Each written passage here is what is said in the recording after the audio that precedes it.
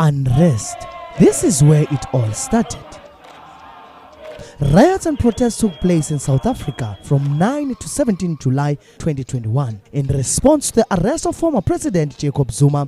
The riots triggered wider rioting and looting fueled by job layoffs and economic inequality worsened by the COVID-19 pandemic. The unrest began in province of KwaZulu-Natal on the evening of the 9th of July and spread to the province of Gauteng on the evening of the 11th of July. Former President Zuma was taken into custody after declining to testify at the Zondo Commission, an inquiry into allegations of corruption during his term as president from 2009 to 2018.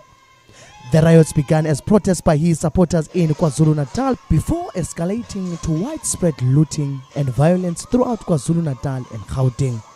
The Constitutional Court reserved judgment on Zuma's application to rescind his sentence on 12 July 2021. As of 16 July, 212 people have died in the unrest and 2,554 have been arrested. On the 9th of July 2021, the same day, KwaZulu-Natal High Court upheld his conviction and prison sentence. The unrest began.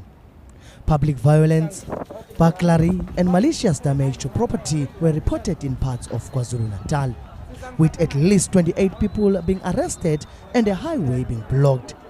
The riots continued on the evening of Sunday, the 11th of July, when multiple news sources indicated reports of gunshot and explosion heard at local malls and residential areas. The violence quickly escalated, and by the morning of the 12th of July, multiple companies and malls were forced to close following widespread looting and violence. The South African Police Services was deployed in Nkandla district to control the number of protests in the area. Over the weekend, the South African Police Services battled to contain the large-scale looting and damage to infrastructure, pressure mounted on the government to deploy the army. On the morning of Monday, the 12th of July 2021, the South African National Defence Force, which is known as the SANDF, was deployed in Gauteng and KwaZulu-Natal as part of the Operation Prosper. On the 12th of July 2021, President Cyril Ramaphosa addressed the riots, saying that the act of public violence have been rarely seen in democratic South Africa.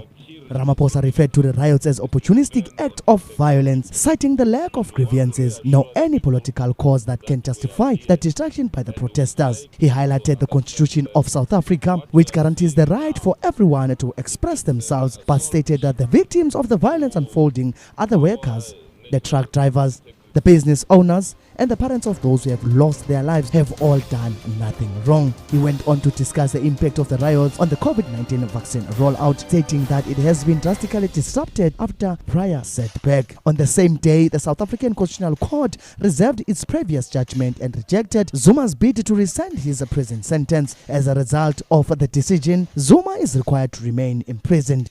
On the 14th of July 2021, the Minister of Defence and Military Veterans, Nosiviwe Mapisa-Nqakula, said that the South African National Defence Force has increased the deployment number of troops to 25,000. As a result of the state response failing to quell the unrest, private security companies, taxi drivers, armed civilians and vigilant groups have taken on law enforcement duties by protecting businesses and communities from rioting and looting. Petrol stations, shopping malls, supermarket and communication infrastructure have been guarded by the public, often with the support of business owners and corporations. Vigilant groups protecting suburbs and businesses have worked in an organized manner to arrest looters and to hand them over to the authorities. This is Thulani Shiba for Heidelberg Radio News on www.heidelbergradio.co.za.